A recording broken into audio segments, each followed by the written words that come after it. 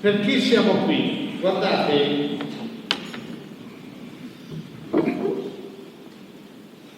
vorrei cominciare con una brevissima cosa. Il Sole 24 Ore del 17 febbraio di quest'anno ha pubblicato una inchiesta. Quali sono le paure del mondo di oggi? Vi leggo 2 righe. Nel complesso, il cambiamento climatico è ancora la principale paura fra i 26 paesi considerati nel sondaggio di, non so se leggo bene, Pew Research, pubblicato in questi giorni. Il 67% degli intervistati dichiara di aver coscienza del fatto che è questa la principale minaccia che dobbiamo affrontare, anche se non distanzia di molto di altri 2 principali timori, l'ISIS, 62%, e i ciberattacchi. Ecco, queste 3, non nomino le altre, 3 paure del mondo di oggi. Vedo che anche qui siete numerosi questa sera. C'è paura del futuro? Il 71% degli italiani intervistati è invece spaventato dalle conseguenze, è spaventato dalle conseguenze del cambiamento climatico. Poi il 50% dell'economia globale e il 45% è cosciente del rischio concreto di essere bersagliato da ciberattacchi importanti. Chiudo. Mi sembra che la tematica di questa sera è molto importante ed è nascosta in ognuno di noi. Grazie di essere venuti, lascio subito a voi la parola. Grazie.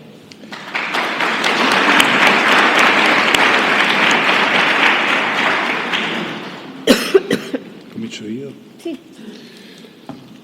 Buonasera e grazie a voi di essere venuti, di essere disposti a regalare un'ora del vostro tempo a una tematica così importante e a noi che siamo qui per cercare di sottolineare.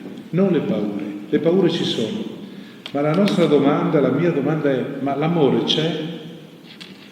L'amore per le cose, perché è quello che muove la vita, non sono le paure. Abbiamo bisogno di grandi motivazioni per avere qualcosa che ci incalza a proseguire e a camminare, non delle grandi paure. Allora, chi stamattina, coincidenza felice, ha potuto leggere la parola di Dio del giorno, ha ascoltato questo annuncio a Noè dopo il diluvio. Dio dice: pongo il mio arco sulle nubi, l'arco segno di guerra, lo depongo sulle nubi, in segno d'alleanza tra me e la terra. Io stabilisco la mia alleanza con voi, con ogni essere vivente che è con voi, uccelli, bestiame, animali selvatici, con tutti gli animali della terra, con ogni essere che vive in ogni carne. L'arco sarà sulle nubi, io lo guarderò per ricordare l'alleanza eterna tra Dio e ogni essere che vive in ogni carne che è sulla terra. È qualcosa di meraviglioso questa alleanza antica dopo il diluvio. Io sottolineerò alcuni punti biblici per quanto riguarda l'amore per Madre Terra, per quanto riguarda fare pace con la terra. Marina sottolineerà più con un'altra voce, con altri punti di orientamento, l'aspetto più razionale, più sociologico, più scientifico e riflessivo. A me lasciatemi svolazzare così in termini più ispirati, poetici, mistici, queste cose che sono strane da potersi proporre se non in alcune assemblee privilegiate come siete voi. Ora, anche questa parola di Dio di stamattina dice che dal momento che esisti, tu esisti in alleanza, dentro un'alleanza che Dio vuole eterna, tra l'umanità, la terra, ogni essere che vive in ogni carne. Noi siamo alleati del Dio delle alleanze. E già questo dice molto di cosa siamo chiamati a fare, a costruire alleanze. Tra gli alleati il rapporto è di partner, di corresponsabilità, non di sottomessi. Ed ecco la grande dignità di ogni più piccola creatura alleata con Dio, con l'uomo, con la terra. E a questo rapporto ci richiama l'enciclica della Laudato Si, che farà da sfondo a tutto quello che diciamo, l'enciclica del 2015, che è la prima enciclica interamente ascrivibile alla paternità di Francesco. L'argomento, noi diciamo, è l'ecologia, ma sarebbe molto meglio dire, come recita il sottotitolo, la cura della casa comune. Ecologia, parola greca che significa non amore per il verde, deriva da oikos, casa, e logia, che significa riflessione. Cioè, letteralmente, ecologia significa il discorso sulla casa, sulla nostra casa comune, dove siamo tutti in alleanza. Per questo Francesco vuole entrare in dialogo con tutti, con tutte le culture della terra, si rivolge a tutti gli uomini di buona volontà, credenti e non credenti. E infatti è anche la prima volta nella storia del papato che il titolo è in italiano e non in latino, pur dire qualcosa. Inoltre è la prima volta che il Papa, raccontando la sua riflessione, cita i vescovi. Prima sembrava come una diminuzione della dignità e dell'autorevolezza del Papa, no? Citare degli inferiori nella gerarchia. E invece si apre non solo ai vescovi, ma anche a voci non cattoliche, al patriarca di Costantinopoli, Bartolomeo, a Paul Ricoeur, protestante, a Romano Guardini, Teilhard de Chardin, e la sorpresa è di trovare perfino un mistico musulmano, un mistico sufi, tra i citati dal Papa. Allora non è poco tutto questo, vuol dire su questa casa comune facciamo un discorso comune, sulla casa comune facciamo una strada insieme, accompagnandoci, dialogando. Io non voglio fare prediche, dice Francesco, ascolto e parlo. E allora in questo modo già, come in tante altre cose, si è capovolta la piramide gerarchica. Se questo si realizzerà, se questo continuerà anche all'1 per 1000, si cambierà il colore che Francesco porta, e questo vorrei che fosse così forse il leitmotiv della serata, è quello della ecologia integrale. Ecologia da almeno 30 anni è un discorso diventato abbastanza comune, condiviso, ma nessuno aveva avuto questa intuizione, la visione dell'ecologia integrale. Cosa vuol dire? Per di più l'ecologia è la salvaguardia, la difesa del verde, dell'ambiente. Ecologia invece per Francesco è come un fatto culturale, globale, coinvolgente l'uomo nei suoi rapporti totali, nel complesso dell'economia, della giustizia sociale, coinvolto al tempo stesso con le stelle, con Madre Terra e con i migranti. Ora, ecco, lui è il primo che ha colto questa connessione profonda tra la guerra, l'economia, la politica e gli aspetti ecologici che sono la minaccia, il riscaldamento globale, la prima paura. Ha capito che si può fare sulla casa comune solo un discorso globale, perché sono problemi interconnessi, la politica e l'ecologia, il degrado dell'ambiente e i tumori della terra dei fuochi, lo spreco dell'acqua e la desertificazione che avanza, l'agricoltura monopolizzata da poche multinazionali e la morte per malattia di troppi poveri. Francesco ci chiama alla consapevolezza dell'intima relazione tra i poveri e la fragilità del pianeta, aggredito da noi stessi. Quando la giustizia non abita più la terra, tutta la vita è in pericolo, tutta. Ora ecco, partendo da questa visione di una sinfonia tra le creature viventi, noi siamo insieme, creature, insieme con le altre creature animali e vegetali che garantiscono la nostra sopravvivenza.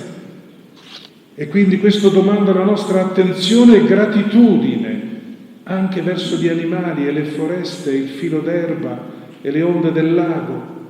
Tutti abitiamo questa stessa terra e tutti ne condividiamo l'ospitalità. Noi viviamo di ospitalità cosmica, altrimenti non vivremmo. E ne condividiamo la maternità della terra. Allora questa visione conduce al di là dell'antropocentrismo. Cosa vuol dire questa parola grossa? Dice l'uomo al centro di tutto. Beh, un momento, non è più così. Non sono io il centro del cosmo. Io sono un essere in relazione, con molti legami, in alleanza, in triplice alleanza con Dio, con gli altri, con il creato. Non sono io il centro dell'universo, il centro è l'alleanza.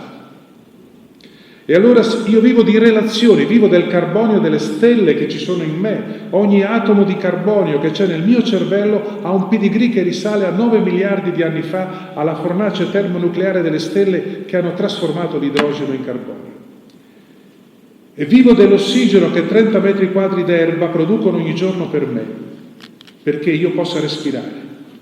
Allora attenzione, prendersi cura della casa comune è proteggere soprattutto l'uomo contro la distruzione di se stesso.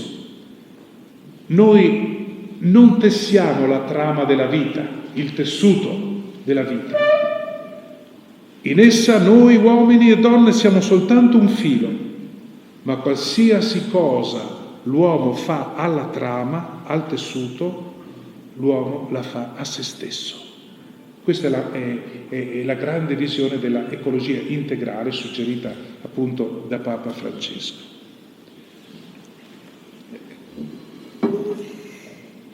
Buonasera, io starò stasera su una paroletta con solo 3 letterine dall'alfabeto, ma è una parola intorno alla quale come che fa da perno a tutta la Laudato Si. E vorrei però, prima di fermarmi sulla Laudato Si, perché anche a me piace svolazzare e qui non siamo in un'aula accademica e posso dire tutto quello che mi preme dire liberamente, che mi sta nel cuore. E allora vorrei partire da quello che provo ogni primavera, no? Siamo ormai alle porte della primavera. Io ogni primavera mi commuovo, perché non mi sembra vero ogni anno che si compia puntualmente quel grande miracolo, quello da cui tutto dipende, cioè la rinascita della vita. Ed è qualcosa che non possiamo dare per scontato. Gli astronauti, no? Sono 561 gli astronauti, tra uomini e donne, che hanno potuto vedere la Terra dallo spazio e raccontano nelle loro testimonianze che hanno provato un'emozione sconvolgente che si è impressa profondamente in loro e ha cambiato la loro prospettiva di vedere il mondo, cioè vedere la Terra da lontano. E dicono che la visione del nostro pianeta dallo spazio è qualcosa che toglie il respiro, perché la Terra da lassù appare come qualcosa di molto fragile, una pallina con una sottilissima striscia di atmosfera che l'avvolge, che è la sola cosa, pensate, quella sottilissima striscia di atmosfera che ci protegge dal gelo del vuoto cosmico, perché anche adesso siamo in corsa vertiginosa dentro il vuoto cosmico. Quindi non solo la nostra vita, ma anche quella di tutti gli esseri viventi di questo corpo celeste che adesso sta girando intorno a una stella che noi chiamiamo Sole, tutti gli esseri dipendono da quella tenue striscia di atmosfera. E allora noi dobbiamo proteggerla, dobbiamo proteggerla come la cosa più preziosa al mondo, è una cintura vitale, no? È un abbraccio atmosferico che ci mantiene in vita, perché un giorno, se noi continuiamo a sconvolgere gli equilibri del nostro pianeta, è un giorno vicino, perché ormai tutti parlano del 2050 come data entro la quale, se non abbiamo cambiato, saremo assolutamente nel momento del non ritorno. Se continuiamo a sconvolgere gli equilibri del nostro pianeta comportandoci come dei padroni, no? E non anche noi come squadra dentro l'alleanza di cui parlava Padre Hermes, ma quindi padroni ci consideriamo anziché debitori, cosa succederà? Succederà che la primavera e con lei la vita potrebbero non tornare più. Allora, se io riesco a sentire, no, i legami, ma davvero lo devo sentire, non basta che io lo sappia, devo riuscire a sentire i legami con la vita, con tutto ciò che vive. Se io sento che siamo tutti interconnessi nell'unica storia della vita e dell'universo, se io capisco che noi siamo con, ecco la parola, con, e senza il con noi non siamo, la vita non è, e se io riesco a fare di questo non solo un oggetto di pensiero, no? Ma mia carne, mio sangue, allora io smetto spontaneamente di violare la terra e di volerne essere il padrone. Con questa parola al centro della Laudato Si, considerata un documento epocale, è diventata ormai punto di riferimento di tutto l'ecologismo contemporaneo.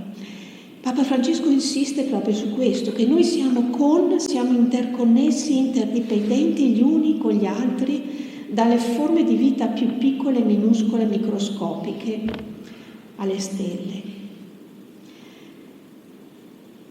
È questo di cui ci parla l'enciclica di Francesco: non ci siamo noi e gli altri, noi e la natura, noi e i migranti, ma noi con i migranti, noi con la natura.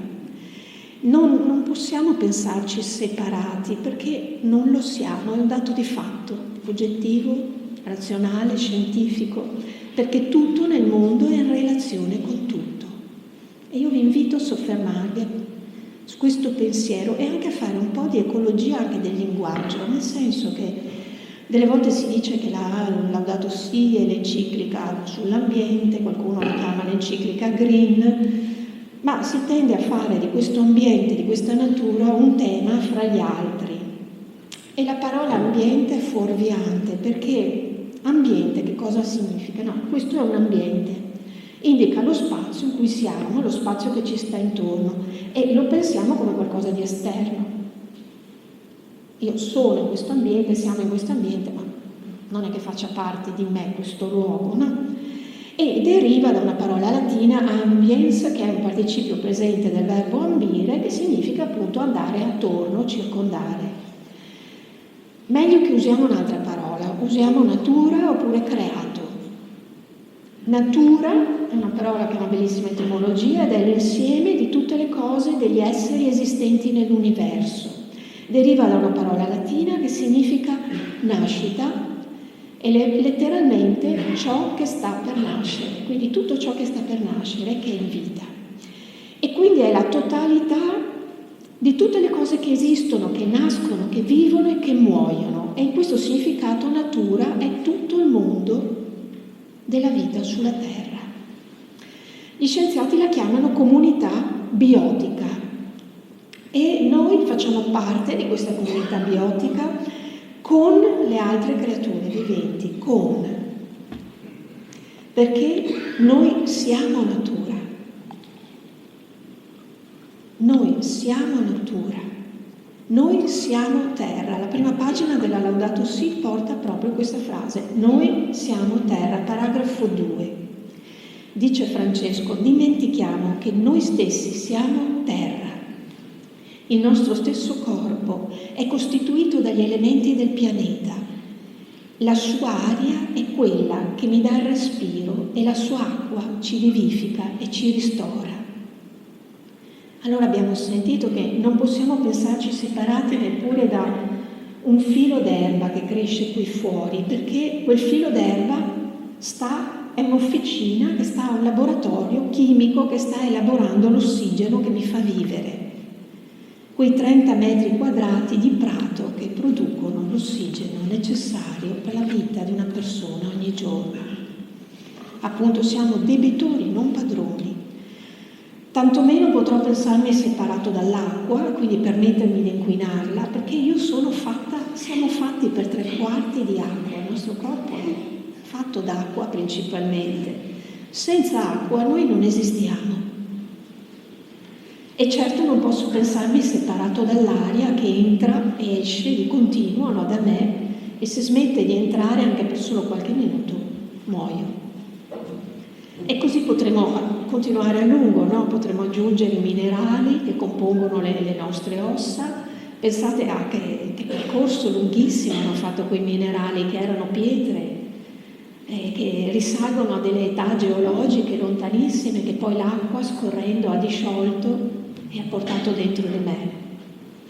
E quindi di elemento a elemento, risalendo tutti gli elementi chimici, arriveremo così lontano da scoprire che noi siamo con tutti gli elementi e persino con le stelle, perché c'è questa molto accreditata ipotesi degli scienziati, una delle più sostenute adesso, che il carbonio necessario dalla vita appunto sia arrivato in minuscoli frammenti dalle stelle, anzi dalle supernove dopo la cosiddetta morte delle stelle. Allora io ogni volta che faccio questi pensieri provo un senso di stupore e anche di grande vertigine. Mi viene in mente Leopardi quando diceva, no, che si immergeva nell'infinito e diceva: mi sento naufragare in questo mare, in questa grandezza, che è una grandezza di spazio, ma è una grandezza anche di tempi, no? Questo risalire addirittura 9-10 miliardi di anni fa, quando si sono formate le supernove, il carbonio, è veramente qualcosa che fa girare la testa. Ma fatto sta che senza quel lavoro delle stelle, senza il lavoro degli alberi che produce l'ossigeno, senza l'acqua della nuvola e senza il soffio vivificatore di Dio, io non esisto, perché io sono carbonio, sono ossigeno, sono acqua, sono stella, sono albero, sono nuvola e sono un pezzetto di Dio. Quindi sono terra e sono cielo. Chiamiamo allora la terra madre, come fa Papa Francesco, e non ambiente, come un teatro, un palcoscenico dove stiamo, no? La terra è una madre, perché siamo composti degli elementi della terra e condividiamo con tutte le altre creature viventi un patrimonio genetico che risale indietro a tempi lontanissimi, addirittura agli organismi monocellulari primordiali dei mari antichi. Tutti parenti nella grande comunità della vita, e tutto questo ci rende distinti chiaramente gli uni dagli altri. Sono parente di un pino, di un batterio, di un mirtillo, di una balena, ma certo sono distinta da loro, ma non sono separata. Allora questa prospettiva di naturale parentela, no, tra tutte le creature, che era quella che aveva già intuito un grandissimo come San Francesco, di cui Papa Francesco ha voluto prendere il nome, in questa parentela, che capite, delle volte anche Papa Francesco, che è il patrono dell'ecologia, viene preso in senso un po' dolciastro, sentimentale, no? Ma qui c'è una questione di fondo importantissima, che è in primo luogo scientifica, perché è un dato di fatto scientifico questa parentela tra tutte le creature. E poi è un dato di fatto antropologico e teologico, biologico e teologico appunto. Allora, un'altra grande figura, padre Balducci, diceva che ci hanno nutriti insegnandoci, no, la visione darwiniana della lotta della natura, no? Selezione, la lotta di tutti contro tutti, questa legge della foresta, l'evoluzione quindi sarebbe stata guidata soltanto dalla lotta dell'una contro l'altra, ma lo intuiva già padre Balducci, adesso lo confermano la maggior parte degli scienziati, che l'evoluzione delle specie è avvenuta molto più che per la lotta, per i rapporti di simbiosi, di cooperazione fra le creature viventi. Persino le piante, adesso ci sono tantissimi studi recentissimi e io li trovo entusiasmanti e affascinanti, di neuroscienze vegetali, che mostrano tutti i rapporti di simbiosi che le piante instaurano con altre forme di vita, le radici che si associano con dei batteri, con delle forme di funghi, con micelio, con quant'altro. E senza queste simbiosi, senza questa cooperazione, le piante s'ammalerebbero, addirittura morirebbero. C'è un segreto rapporto di complementarità, diceva padre Balducci, fra una specie con tutte le altre. Quindi la legge evolutiva, no, di questa nostra società, che è stata, sono 3 secoli più o meno, no, di industrializzazione, di capitalismo, è una legge che è stata mutuata appunto da quest'idea della lotta, dello struggle for life, della lotta per la natura darwiniana. Ma da questa legge della competizione noi dobbiamo passare, questo è il grande cambiamento che dobbiamo fare, alla civiltà, la cui legge è l'amore tra le creature viventi. E in un certo senso, bellissimo, questo diceva Balducci, l'amore diventa un postulato scientifico. E Papa Francesco ci chiede di chiamare terra madre e di chiamare fratelli i fili d'erba, i cavalli, le mucche, persino le mosche, e di non farlo appunto in un modo sentimentale, sdolcinato, perché non serve a niente questo, ma intorno e sopra, anzi, questa parentela, costruire una nuova teologia, una nuova antropologia alla quale convertirci tutti. Sì, dopo questa conversione, per spingere questa conversione interiore prima di tutto, noi abbiamo tentato di scrivere un libretto che si chiama Il Vangelo della Terra. Il Vangelo della Terra, dove abbiamo trovato un Gesù innamorato della terra, del seme, della fogliolina di fico, del germoglio di grano, che la fa diventare parola di Dio. Ora, Vangelo della Terra significa anche che la terra è Vangelo, è parola di Dio. Qual è il primo libro che Dio ha scritto? La natura, la creazione. Quella è la prima Bibbia, è la sua prima parola. Allora, io vorrei sottolineare alcuni aspetti di questa dimensione mistica.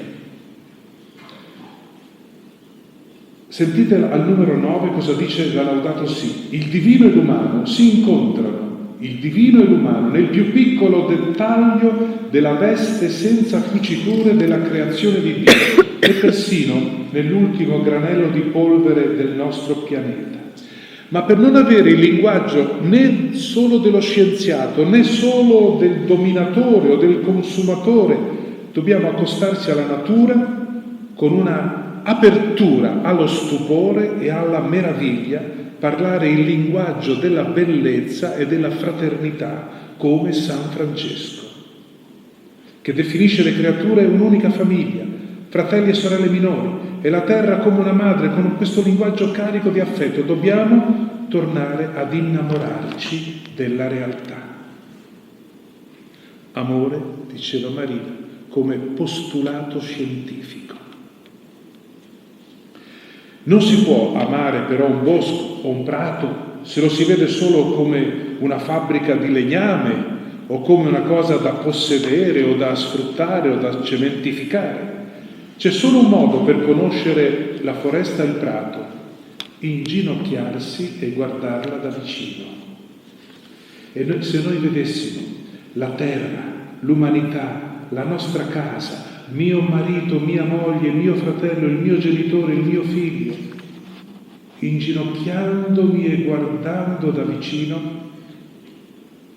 se noi ogni creatura che incrociamo nella vita la guardassimo con occhi che accarezzano nel silenzio e non invece con volontà di possedere o di predare, quante cose cambierebbero. Dobbiamo imparare a contemplare le creature, a apprezzare persone e cose, altrimenti saremmo sempre alla ricerca di ciò che non possediamo. Dobbiamo imparare a diventare familiari delle realtà più semplici e saperne godere. Il mondo non è solo un mistero doloroso, è un mistero gaudioso di cui godere. Ricordo un piccolo frattarello che mi ha colpito anni fa quando guidavo fra i boschi in Toscana e ho incontrato improvvisamente a una curva a 3 metri da me è sbucato un grande cervo dal bosco, maestoso, solenne come una liturgia, senza tempo, e le grandi corna che si stagliavano contro il tramonto.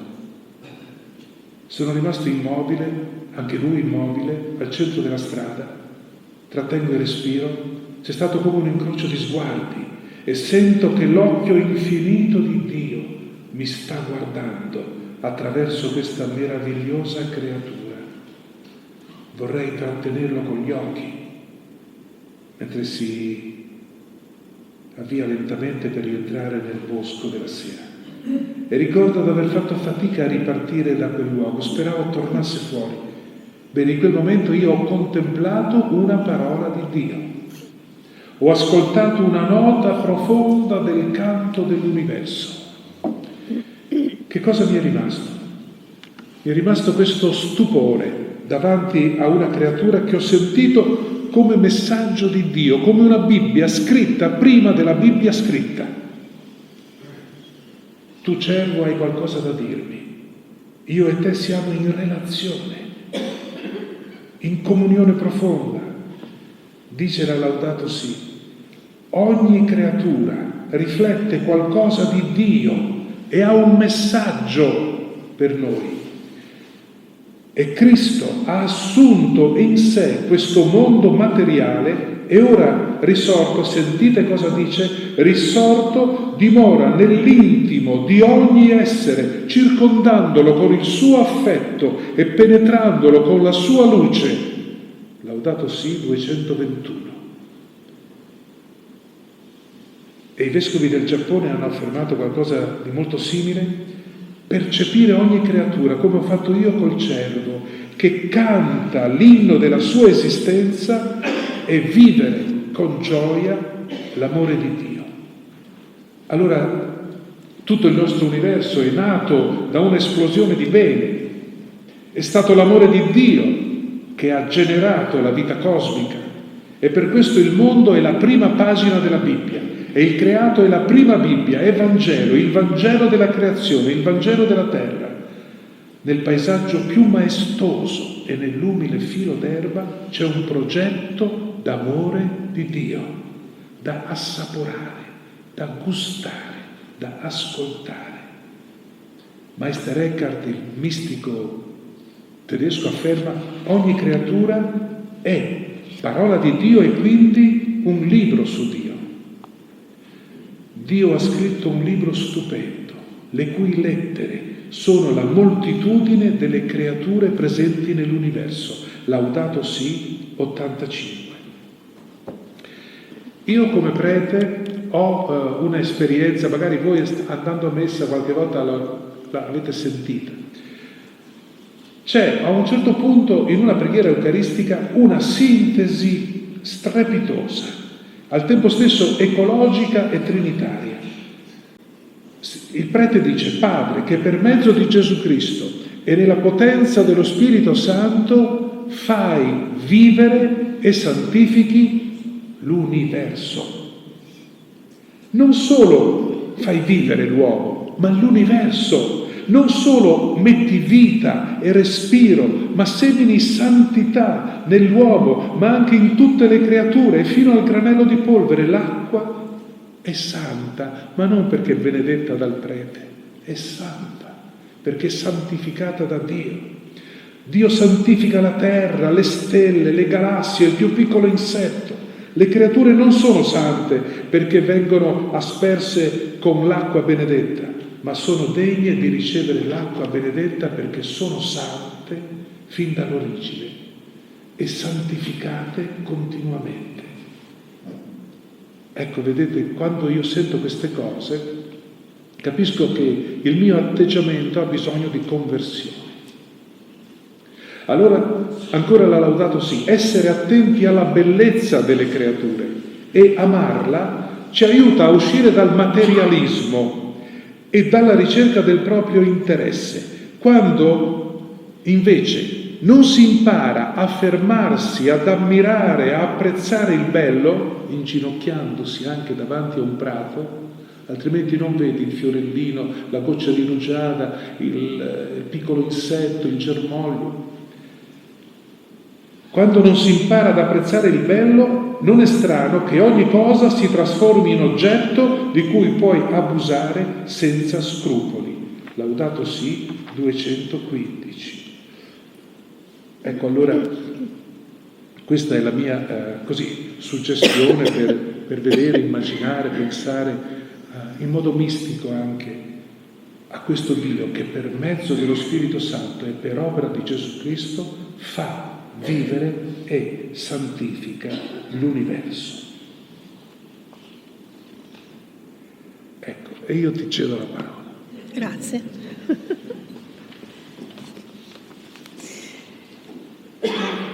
Abbiamo tanta sintonia ormai dopo tanti anni, però è bello questo parlare insieme.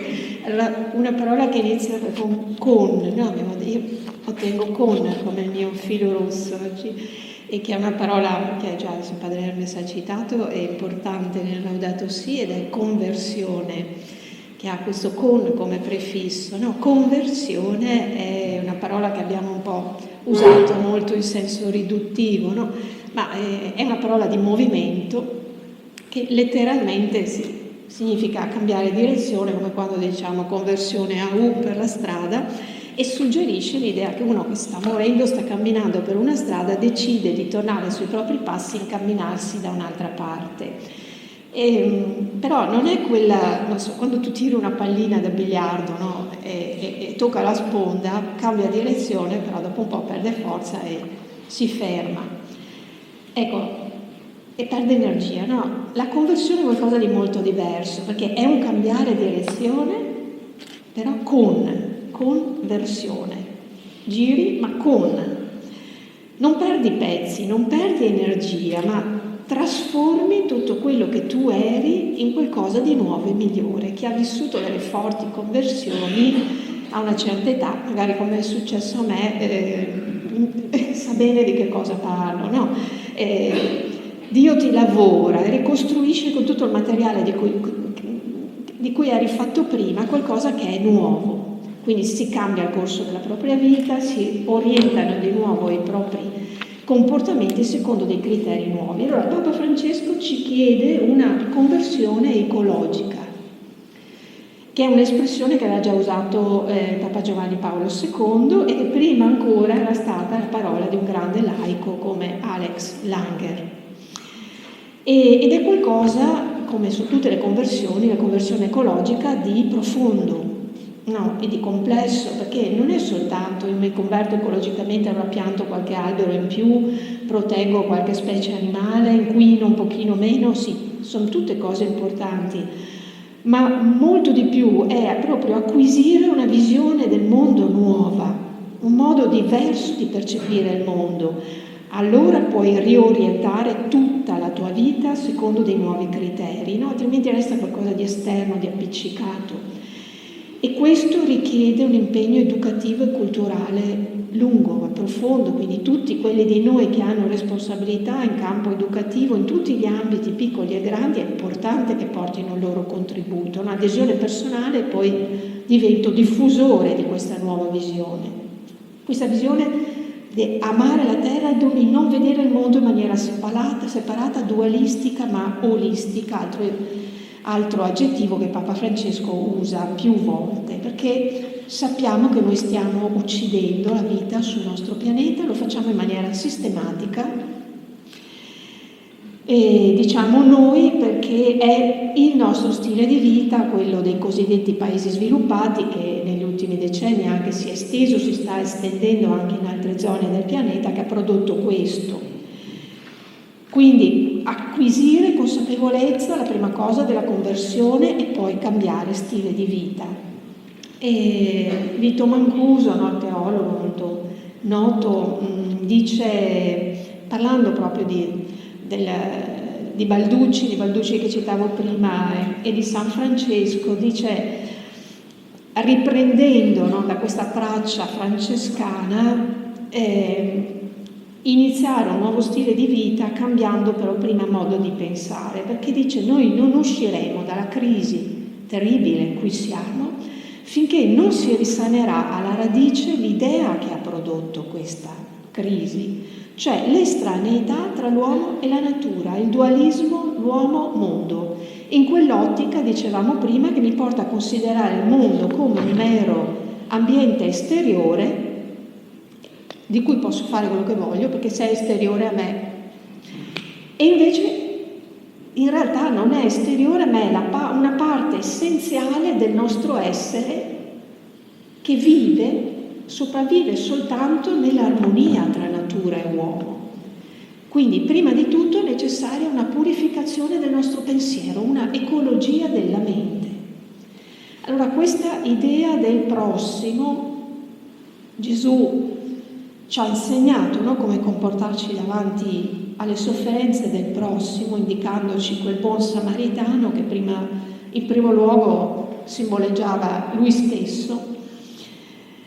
Allora, il mio prossimo non è soltanto l'essere umano, è tutto ciò che vive, lo diceva Gandhi. Gandhi diceva il mio prossimo è tutto ciò che vive, l'intera comunità di vita. E il rispetto per la vita non permette esclusioni, perché tutte le forme di vita sono interconnesse, quindi dobbiamo allargare il nostro orizzonte morale. Papa Francesco adesso parla esplicitamente di peccato ecologico, un grave peccato inquinare. Quindi il comandamento al quale dobbiamo rispondere, essere fedeli, non uccidere, che poi non c'è un complemento oggetto nei comandamenti, non uccidere e basta. Quindi si declina anche così, il non uccidere, salva la foresta pluviale dalla distruzione, per esempio, E la vita è meravigliosamente interconnessa, la vita sul pianeta, ed è interconnessa così strettamente che il male che io faccio a una parte della vita necessariamente prima o poi si ripercuote anche su altre forme di vita e come un boomerang torna indietro a chi l'ha causato. Se io avveleno l'aria e l'acqua, perché le considero qualcosa di separato da me, prima o poi il male che io ho fatto tornerà come un boomerang addosso a me, quello che sta succedendo. Perché quando la natura soffre anche l'uomo, per il semplice fatto che l'uomo è natura. Dovremmo pensarci più, invece che separatamente, come un unico grande corpo, Non posso pensare di prendere a bastonate il mio dito alluce e pensare di non sentire del male perché fa parte del mio corpo. E con la natura è così. Qualche dato, e sono dati molto preoccupanti, sono dati riferiti alla sola Europa. Abbiamo quasi 500.000 morti all'anno per inquinamento, 500.000 vite umane, 90.000 di questi solo in Italia. Per fare un confronto, abbiamo detto 500.000 in Europa, i morti totali per conflitto, considerando tutti i paesi più caldi, più a rischio del pianeta, che sono in Asia, in Africa e in Medio Oriente, il totale sono 193.000 morti l'anno. I tumori. Nel mondo si è avuto un aumento del 33% dei tumori in soli 10 anni, dal 2005 al 2015. E tutti noi ce ne rendiamo conto, anche senza leggere le statistiche, perché ormai credo che non ci sia quasi nessuno di noi che non abbia in questo momento qualche amico o familiare con malattia oncologica o che l'ha avuta. Ormai siamo in moltissimi a convivere con questo male. E quindi è una guerra silenziosa, in atto, senza conflitti armati, una sorta di guerra fredda, molto spietata, che miete centinaia di migliaia di vite ogni anno. Un altro dato. Allora, una delle cause principali dell'inquinamento, di solito non si pensa a questa causa, ma non so se è al primo o al secondo posto delle cause dell'inquinamento dell'aria, e dell'acqua, è l'allevamento industriale, che produce metano, gli escrementi, inquina le acque, l'aria, eccetera. E perché? Perché l'allevamento industriale sfrutta eccessivamente gli animali, provocando primo una grande sofferenza agli animali che vivono in condizioni da lager, non possono mai muoversi, e poi grave danno appunto a tutta la natura. Altamente inquinante perché? Perché c'è bisogno di massimizzare al massimo la produttività. Non sono inquinanti le piccole stalle che vediamo in Alto Adige con le mucche che pascolano nel prato. Perché tutto questo? Perché c'è bisogno di massimizzare la produttività? Perché i prodotti devono costare poco. E perché devono costare poco? Perché noi mangiamo troppo. Consumiamo moltissimi cibi animali, una quantità di carne troppo grande, eccessiva, il nostro corpo ha bisogno di una quantità, anche si può fare anche benissimo senza, ma anche una quantità piccola per stare in ottima salute. La dieta troppo ricca, ormai lo sappiamo bene, di prodotti animali è la causa importante delle principali malattie cardiovascolari, di alcuni tipi di tumore e di altre malattie gravi, che se andiamo a vedere i dati anche questi sono impressionanti, le malattie cardiovascolari legate all'eccessivo consumo di carne, grassi e zuccheri. 1 milione l'anno i morti nella sola Europa, 1 milione, per cause direttamente legate al sovrappeso e al consumo quotidiano di carne, grassi e zuccheri. Sappiamo bene che questo fa da contrappeso al dato opposto, 800 e passa milioni di persone che soffrono la fame. Allora, nelle tantissime, veramente tantissime azioni che possiamo compiere per cominciare a cambiare pratiche concrete, ne nomina qualcuna anche Papa Francesco, che possiamo cominciare a fare per cambiare il nostro stile di vita. Una molto importante è cominciare a cambiare la nostra alimentazione, perché questo fa bene prima di tutto a noi stessi, riduciamo drasticamente il rischio di malattie gravissime che, pensiamoci un momento, non provocano, se anche noi possiamo dire vabbè, a me non mi interessa, come quelli che fumano un pacchetto di sigarette al giorno e dicono vabbè, se mi viene un tumore non importa, ma se ti viene un tumore a te, quanto fai soffrire a quelle persone intorno a te? I tuoi familiari, chi ti vuole bene, e la società quanto spende per curarti. È anche un discorso di altruismo pensare alla propria salute. Quindi cominciare a cambiare la propria alimentazione ha un effetto benefico a largo raggio sulla propria salute e sulla salute del pianeta. Allora, partendo dalle cose concrete che io posso fare, mangiare meno e mangiare meglio, un piccolo tassello, cambio. E quello che Francesco propone è davvero una rivoluzione copernicana. Questa non è solo un'enciclica, ma è, guardate che se la leggete e la rileggete ha una portata, come quando Galileo, no? 4 secoli fa fu processato e condannato perché diceva che era la Terra che girava attorno al Sole, voleva cambiare l'idea, non volevano farlo tacere, nessuno ci credeva. Cioè è stato un cambiamento di paradigma culturale che ha richiesto delle battaglie. Ogni volta che ci sono grandi trasformazioni culturali è difficile E nessun grande cambiamento passa senza lotta, senza essere osteggiato e ostacolato. Ci saranno tutti quelli che ci dicono non serve a niente, ma non bisogna crederci. Questa vecchia visione del mondo che ci ha condotto fino a qua, cosa ci ha raccontato? No? Si è basata su una narrazione. Ci ha raccontato che lo sviluppo economico era infinito. No, c'è questo mito della crescita.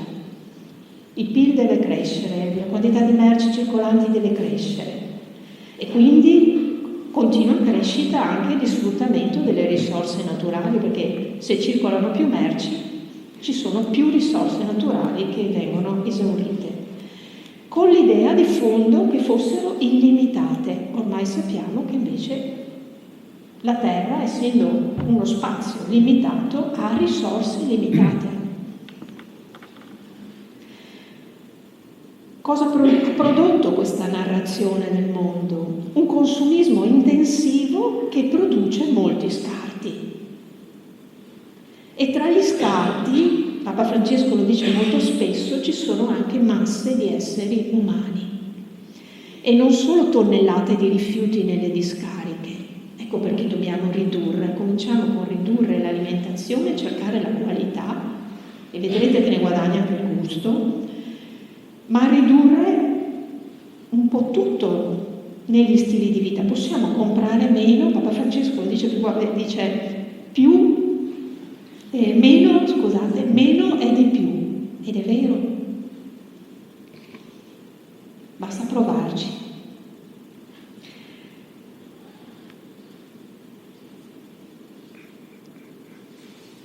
Questo cambio di modo di vedere le cose, di vivere, è appunto, come si diceva prima, anche un postulato scientifico, perché questa nuova visione, no?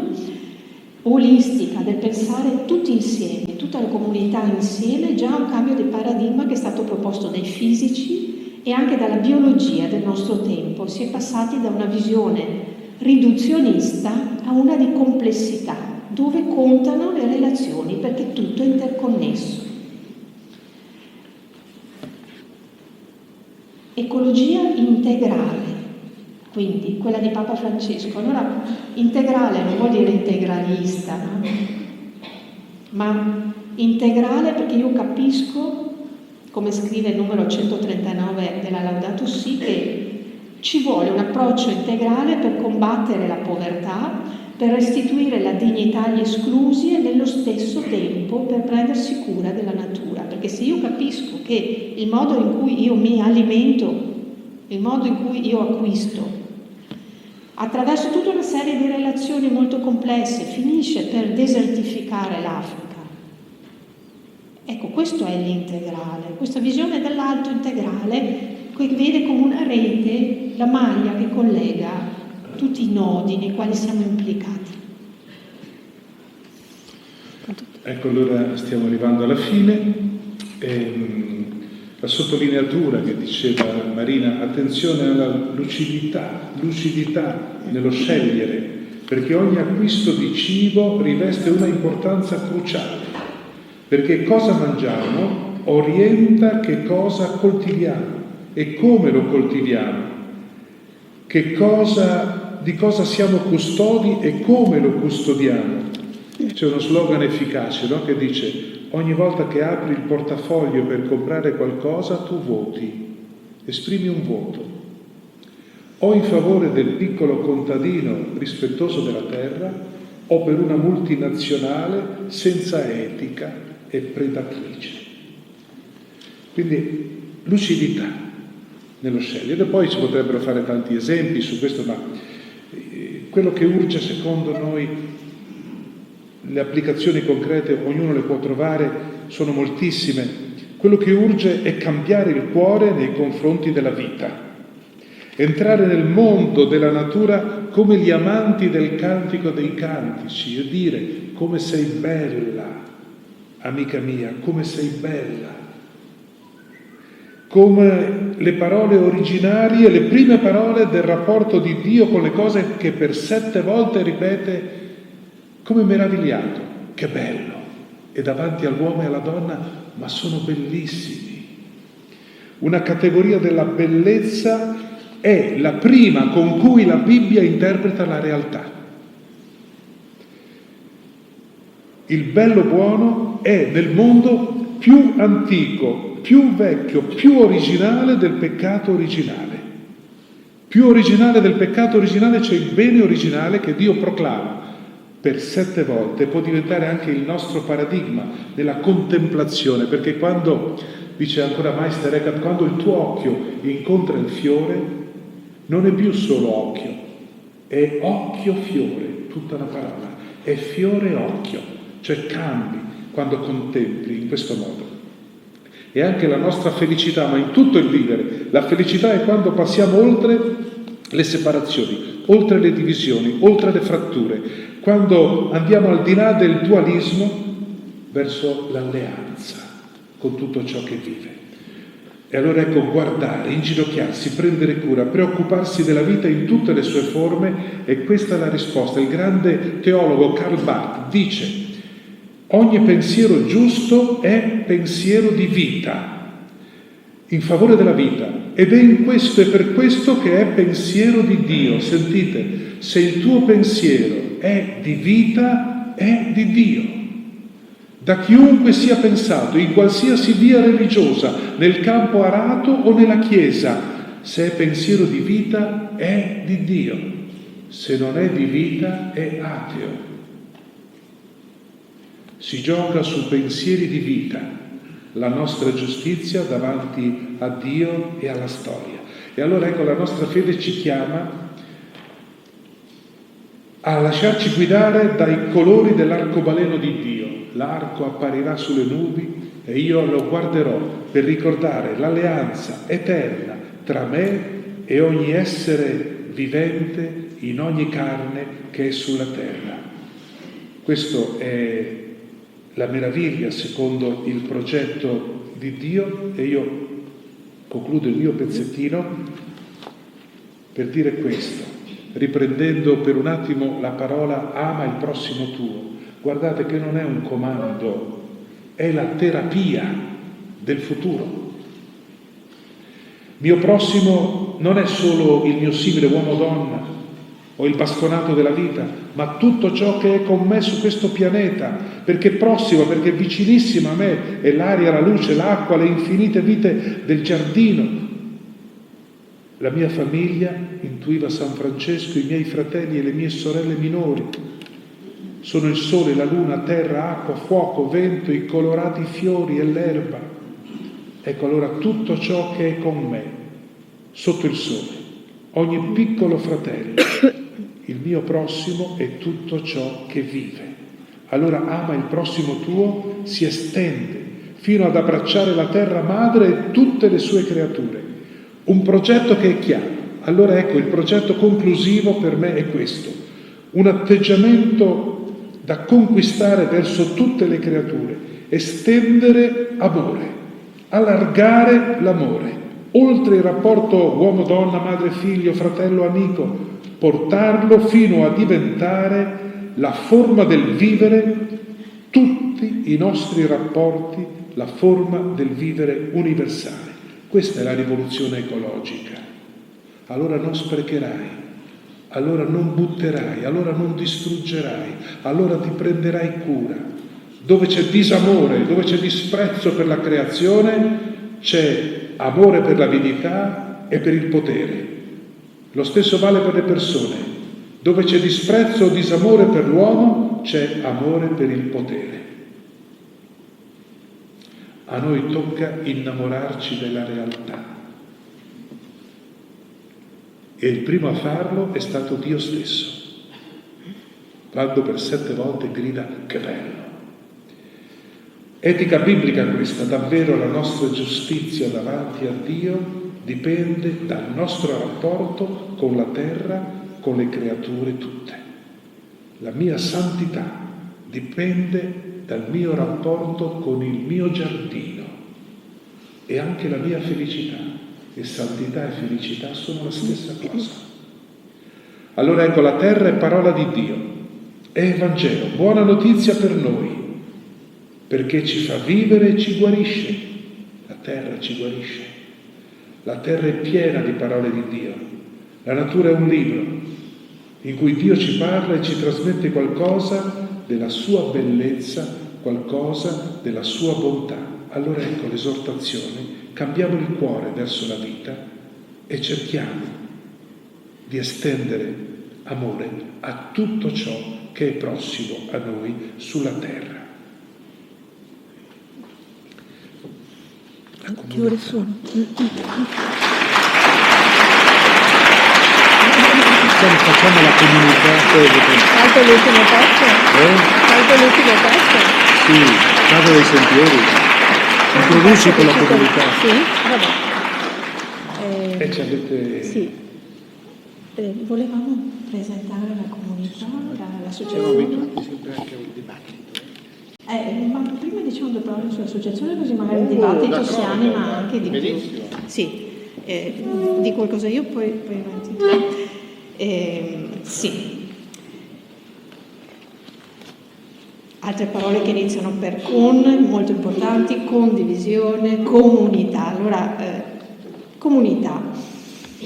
Allora, Papa Francesco dice che la situazione attuale mondiale è molto complessa, no? E non basta, cioè io devo partire dalla mia conversione ecologica personale, certo, ma non basta, perché dice i singoli individui possono perdere la capacità e la libertà di vincere la logica della ragione strumentale e possono finire per soccombere a un consumismo senza etica e senza senso sociale e ambientale. Bisogna creare comunità, bisogna unire le forze, fare rete. E dice, ai problemi sociali si risponde con reti comunitarie e non con la mera somma di beni individuali. È una cosa bellissima la conversione ecologica che si richiede per creare un dinamismo di cambiamento duraturo e anche una conversione comunitaria. Pensate che bella opportunità. Allora, abbiamo l'opportunità, la possibilità di salvare questa situazione così difficile, di uscire da questa situazione, uscendo contemporaneamente dal nostro individualismo e creando reti comunitarie e un nuovo modo di vivere con gli altri.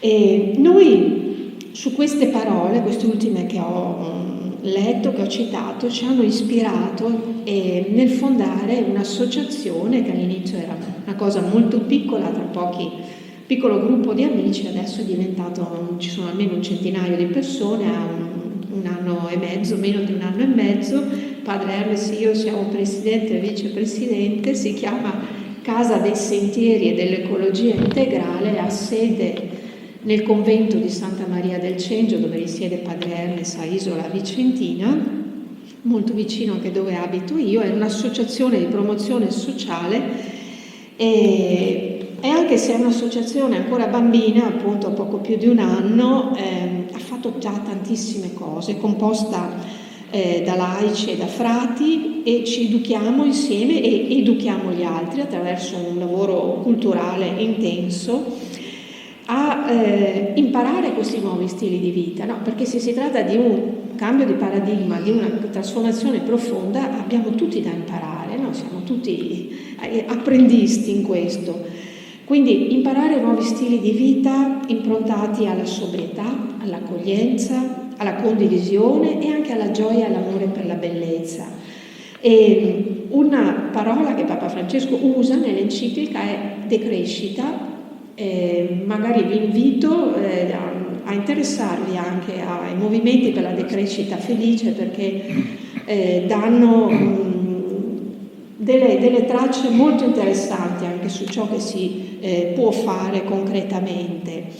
Nel lavoro che facciamo a Santa Maria del Cengio ci accostiamo anche ai testi biblici nel modo in cui prima Padre Hermes ha dato qualche idea, qualche spunto, ha parlato del libro Il Vangelo della Terra, perché andiamo ai testi biblici per capire anche quali sono le radici etiche e spirituali dei problemi ecologici, perché anche la Bibbia ha una sua responsabilità, ma non tanto la Bibbia, come è stata interpretata, perché su quel dominerai, no? Dominerete, che Dio dice alla creazione, ai primi esseri umani, si è fondata tutta un'idea appunto dell'uomo padrone, sfruttatore, della terra e delle sue risorse, ma quel dominare, che poi sono sempre, le traduzioni hanno sempre i loro limiti, no? Soprattutto le traduzioni dall'ebraico, abbiamo è una lingua che ha grosse difficoltà, molto diversa dalla nostra, per tanti aspetti,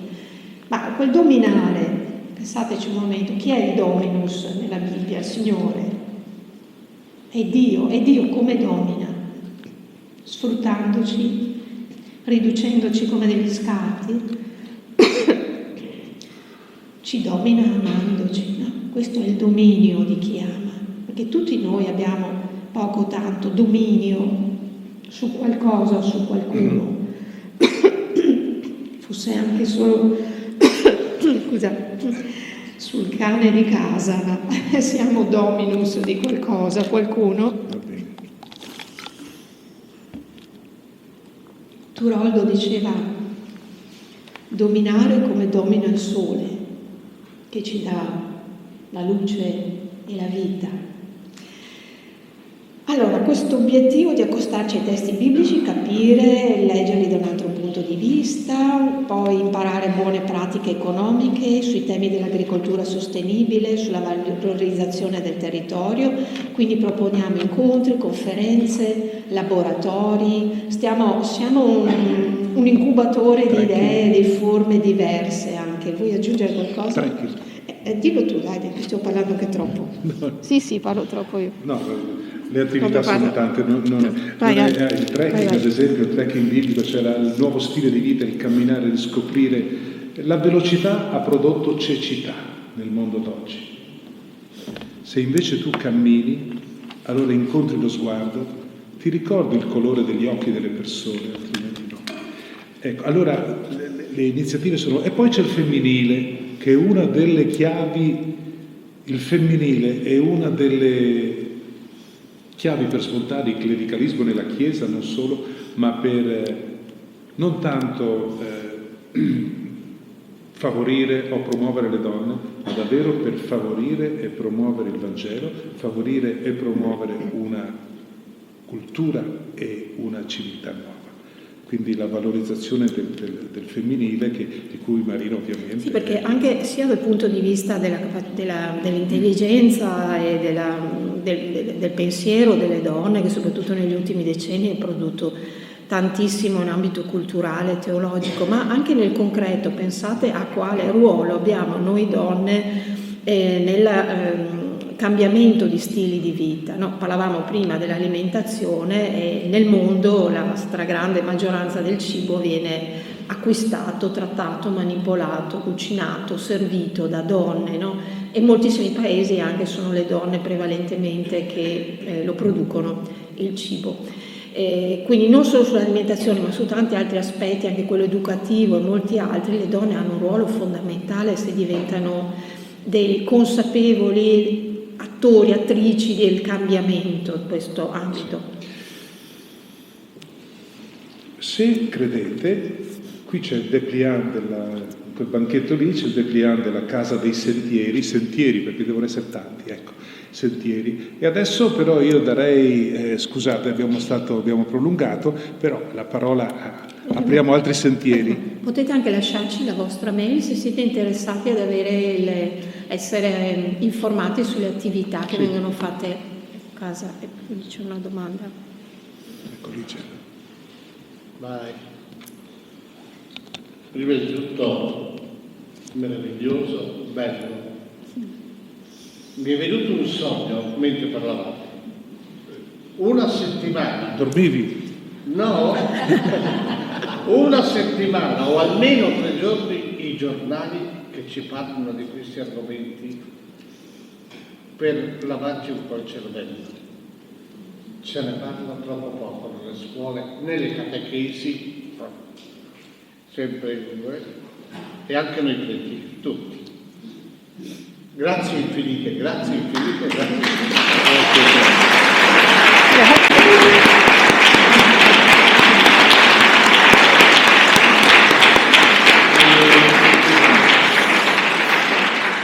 Cominciamo con le domande, magari facciamo 2 o 3 domande e poi rispondete.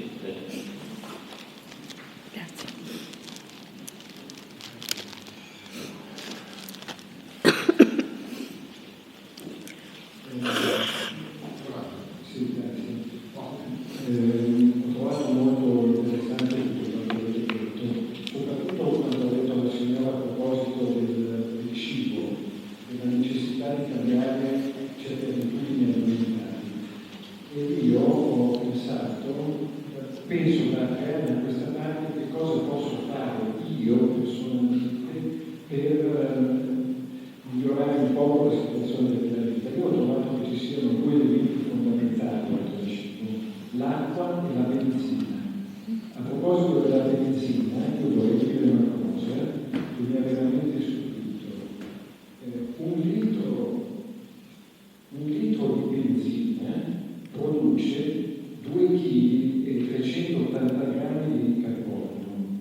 Un litro di GPL, che passa per essere una cosa acqua fresca, 1 kg e 610 grammi. Il metano, che costa pochissimo, 2 kg e 750 grammi, eccetera. Allora io penso che la prima cosa che noi dobbiamo fare, proprio la prima cosa, è quella di cominciare ad avere un rapporto diverso con l'automobile. La seconda cosa è l'acqua. 3 anni fa ho cominciato a dare un'occhiata alle mie bollette ACS e il mio consumo personale, io da solo, il mio consumo personale era di 28 metri cubi d'acqua annui. Nel corso di questi 3 anni successivi mi sono impegnato, mi sono dato da fare, ho pensato, posso fare questo, posso fare quest'altro, eccetera, e l'ultima bolletta che è arrivata un paio di mesi fa, 14 metri cubi. Questo vuol dire che se noi ci impegniamo siamo in grado di dimezzare i nostri consumi d'acqua. E volevo dire ancora un'ultima cosa, ma adesso purtroppo dimenticato. Ecco sì, sul fatto del cambiamento climatico direi che non ci sono dubbi, nel senso che abbiamo avuto una pioggia consistente che arriva il 5 di ottobre e poi siamo stati 100 giorni senza acqua. Naturalmente con le tonnellate di carbonio che mandiamo in cielo è evidente che l'acqua poi scende o scende in modi irrazionali, imprevedibili. Scusate, grazie. Altre domande? Interventi?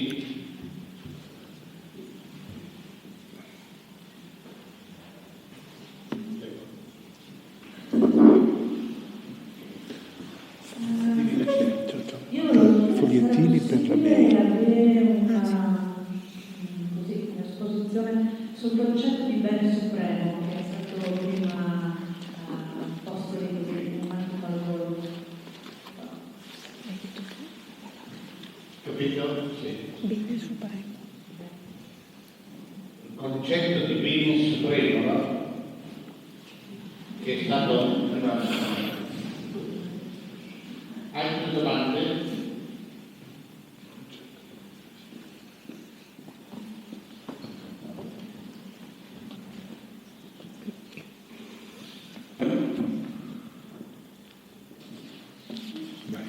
Io volevo dire solo grazie dell'intervento di chi ci ha suggerito, magari poi potrà anche suggerirci qualche metodo come ridurre i consumi di benzina e di acqua. Volevo dire che anche questo è come nel caso della riduzione del consumo di cibi animali, che anche usando meno l'automobile non solo inquino meno, ma faccio molto bene alla mia salute, perché un altro di quei dati spaventosi che vi citavo prima dice anche che quante centinaia di migliaia di morti all'anno in Europa ci sono per inattività fisica, cioè il fatto che noi stiamo sempre seduti, sempre fermi davanti al computer a lavorare, seduti in macchina, sul divano a televisione o tutt'al più facciamo solo i lavori di casa per muovere e non facciamo altro, è a rischio altissimo per la nostra salute. Quindi usando un po' meno la macchina, e si può cominciare semplicemente, guardate, anche cominciare con cose molto, la lascio a un quarto d'ora di cammino dal mio posto di lavoro, tutte le mattine mi faccio un quarto d'ora, poi comincio a prenderci gusto, diventa mezz'ora perché la lascio un pochino più indietro e poi mi accorgo che mi migliora anche l'umore. Ricordo, io purtroppo ho una storia familiare di molti parenti ammalati di Alzheimer, e quando il neurologo che aveva in cura mia madre ho chiesto: ma cosa possiamo fare io adesso, mio primo fratello, per cercare di prevenire l'arrivo di questa cosa così temibile? E la prima cosa che mi ha detto non è stata alleni il cervello, ma mi ha detto: vada a camminare. E mi ha sorpreso: vada a camminare.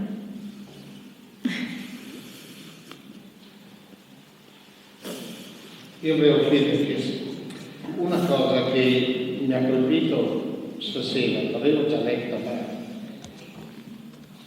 amare il prossimo, noi siamo abituati a dire amare il prossimo, lei, cioè le persone. Mi sembra che bisognerebbe passare a dire amare la personalità, cioè per dire essere vicini, amare la natura. Ecco, poi questo secondo me è un concetto profondo che deve essere approfondito. Allora, questo risponde anche all'idea di il bene supremo. Il bene supremo è una parolona. Comunque io credo che l'ultimo, il punto, il nucleo fondante di tutto è il legame. In principio a tutto c'è il legame, anche nella Trinità. C'è l'alleanza, lo sentiamo nella Bibbia, e noi siamo alleati del Signore delle alleanze per creare legami, creare alleanze. Questo è il principio fondamentale. E l'amore che cos'è? L'amore è l'alleanza di due persone, la passione di unirsi per creare qualcosa, e quindi la felicità di questa vita consiste nel superare le fratture e consiste nel dare e ricevere amore. Lì si pesa la felicità di questa vita, lì si pesa la santità di questa vita. Questo per me è il bene supremo, almeno a come io riesco per ora a intravedere così, anche se faccio fatica a usare il termine bene supremo, perché ti dice: ma sarò in grado io di pensare, però uno dei punti centrali. E poi quello dell'amore del prossimo, sì, è lì illuminante, è Gandhi che dice: mio prossimo è tutto ciò che vive. Teniamo, se solo di questa sera riuscissimo a tenere presente, noi abbiamo fatto il primo incontro dei soci, no, Marina, della nostra associazione, dando questo piccolo minimo segnalibro in cui c'è scritto: ama il prossimo tuo, il mio prossimo è tutto ciò che vive. Questa è la sintesi, davvero, come ha ben colto il sogno del padre, che questo è veramente il centro.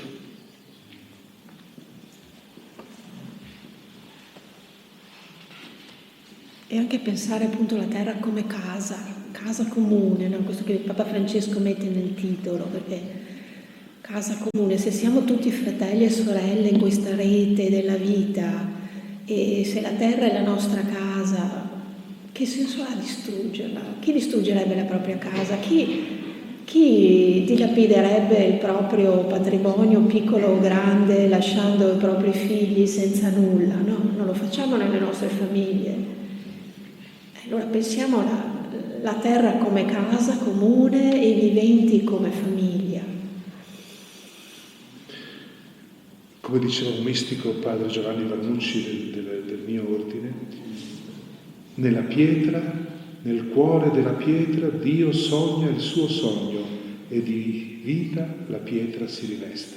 Ecco, immaginarla con questa logica mistica, il rapporto con tutto ciò che vive.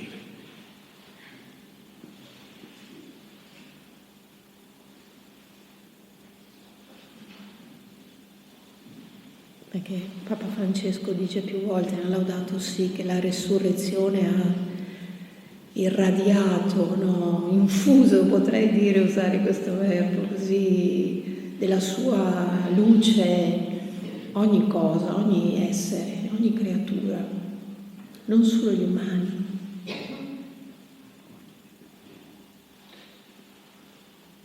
Siete stati talmente esauriti questa sera. Ammutoliti tutti, ecco. Però molto bello. Comunque Mi è venuta in mente un'altra possibile traduzione di ama il prossimo tuo, che viene dove si dice ama il prossimo tuo è te stesso. E quello che avete detto questa sera lo conferma ampiamente. Grazie. Si avvicina anche a visioni orientali questo, no?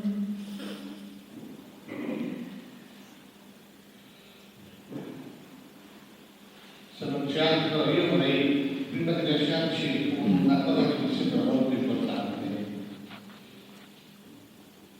Mi è stato dato, si può imparare ad ascoltare. Corso volontario dell'ascolto 2019. Sarà anche ascolto della natura, ascolto dell'uomo, ascolto C'è bisogno di parlare. Grazie. Devo fare come le gallerie quando hanno fatto il luogo cantano. Allora mi capita di fare un po' di reclamo. Allora questo corso un corso di volontari che si dedicano all'ascolto in una linea telefonica gestita da AMA, Autobus Aiuto di Trento, ed è una linea propria, deve essere una linea istituzionale per ascoltare chi ha una sofferenza, chi ha una difficoltà, chi ha dubbi, chi ha dispiaceri, eccetera, eccetera. Io dico sempre che trattando con lui del sottofondo di è stato ancora delle cose abbastanza importanti, anche sia nel bene che nel male. Quindi io realizzo questo corso che comincia il 1 di marzo di quest'anno a Trento, si dà 16 ore per essere preparati a rispondere, ad ascoltare appunto e stare anche nella sofferenza. Un corso piuttosto semplice, richiede anche un colloquio con una psicologa della linea e ci sono questi piani, quindi prego chi è interessato a questa cosa qui può raccoglierselo e ci sono tutti i numeri telefonici, www, eccetera, tutte quelle cose lì per informarsi eventualmente pensate o reclamizzare anche questa cosa qui. Scusate di ringrazio. Ah sì, ascoltare Tipo io? è importante. Ed è bello, io ho fatto ancora la conferenza di prima, ascoltare, inginocchiarsi, capire la i libri lo dici? bello. I libri lo dici? E avete qualcosa da dire? Non ho capito. I libri, qualcuno interessato lì. Ah beh sì, c'è ovviamente, anch'io faccio la gallina che ha fatto l'uovo, ci sono qui dei libri e uno di questi è davvero, guardate, il Vangelo della Terra, vuol dire la Terra è una buona notizia per noi, per tutti noi, la Terra con tutte le sue creature è una bella notizia di Dio che ci è inviata quotidianamente, allora proviamo ad ascoltare anche questo. Ecco, non vedo altre mani, allora ringraziamo di cuore, veramente di cuore. Grazie a voi, grazie a voi.